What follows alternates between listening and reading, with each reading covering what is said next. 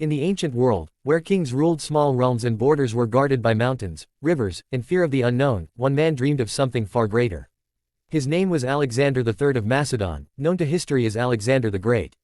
In just 13 years, he forged the largest empire the world had ever seen, stretching from Greece to Egypt and deep into India. He was a warrior, a king, a student of philosophy, and a dreamer who believed destiny itself had chosen him to rule the world. Early life and royal blood. Alexander was born in 356 BCE in the ancient city of Pella, the capital of Macedon. His father, King Philip II, was a powerful and brilliant military leader who transformed Macedon from a weak kingdom into the dominant power of Greece. Philip created a disciplined army, introduced innovative battle tactics, and unified the Greek city-states under Macedonian leadership.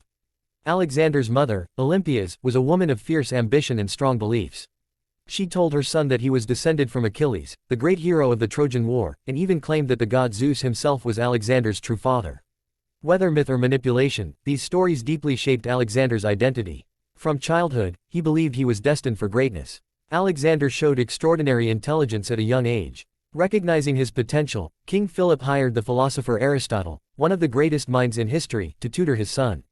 Under Aristotle's guidance, Alexander studied philosophy, science, medicine, literature, and ethics.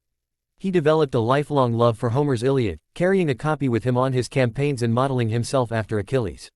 Yet Alexander was not just a thinker, he was a natural warrior. One famous story tells how he tamed the wild horse Bucephalus, whom no one else could control. Alexander realized the horse was frightened of its own shadow and calmly turned it toward the sun. This moment symbolized his ability to see solutions where others saw only obstacles. Rise to power. When Alexander was just 20 years old, tragedy struck. King Philip II was assassinated in 336 BCE during a royal celebration. The kingdom was suddenly vulnerable, and enemies both inside and outside Macedon believed the young prince would fail. They were wrong. Alexander moved swiftly and ruthlessly to secure his throne. He eliminated rivals, crushed rebellions, and marched south into Greece. When the city of Thebes revolted, Alexander destroyed it completely, sparing only temples and poets' homes. The destruction sent a clear message: resistance would not be tolerated. With Greece firmly under control, Alexander turned his attention to his father's unfinished dream: the conquest of the Persian Empire, the most powerful empire in the world at the time. The Persian campaign begins. In 334 BCE, Alexander crossed the Hellespont, modern Dardanelles, into Asia Minor with an army of around 35,000 soldiers. Though small compared to Persia's vast forces, Alexander's army was disciplined, loyal, and brilliantly led. The first major battle took place at the river Granicus. Persian forces waited on the riverbank, confident of victory. Alexander personally led a daring charge across the river, nearly losing his life in combat. His courage inspired his troops, and the Persians were defeated. Victory followed victory. City after city fell, and Alexander treated conquered peoples with surprising respect. He often kept local leaders in power and adopted Persian customs, believing unity was stronger than fear. Defeating Darius III, the Persian king, Darius III, finally met Alexander in battle at Issus in 333 BCE. Despite being heavily outnumbered, Alexander's tactical genius prevailed. Darius fled the battlefield, leaving behind his family, whom Alexander treated with honor and kindness. Rather than chasing Darius immediately, Alexander marched south along the Mediterranean coast. He conquered Phoenicia, famously laying siege to the island city of Tyre for 7 brutal months. When Tyre finally fell, it became one of the most impressive military feats of the ancient world. Alexander then entered Egypt, where he was welcomed as a liberator. The Egyptians crowned him pharaoh, and he founded the city of Alexandria, which would later become one of the greatest centers of learning and culture in history. In the Egyptian desert, Alexander visited the oracle of Siwa, where he was reportedly declared the son of Zeus. This moment strengthened his belief in his divine destiny. The fall of Persia. In 331 BCE, Alexander confronted Darius again at the decisive Battle of Gaugamela. Darius had a massive army, complete with war chariots and elephants, but Alexander's strategy was flawless. He broke through the Persian center, forcing Darius to flee once more. With this victory, the Persian Empire collapsed.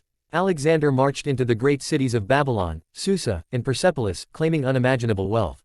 In a controversial act, Persepolis was burned. Whether as revenge for earlier Persian invasions of Greece or as a drunken mistake remains debated. Darius III was later betrayed and murdered by his own men. When Alexander found his body, he reportedly covered it with his cloak and ordered a royal burial, honoring him as a fallen king. Alexander now ruled an empire stretching across continents. Into the east, most kings would have stopped. Alexander did not. Driven by ambition and curiosity, he pushed eastward into Central Asia, facing fierce resistance from local tribes. These campaigns were among his hardest. He married Roxana, a noblewoman from the region, partly for love and partly to unite his empire. Alexander adopted Persian dress and customs, angering many of his Macedonian officers who feared he was abandoning their traditions.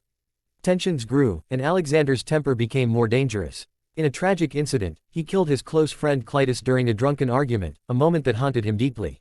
The Indian Campaign. In 326 BCE, Alexander crossed into India, reaching lands no Greek had ever seen. He faced King Porus at the Battle of the Hydaspes River.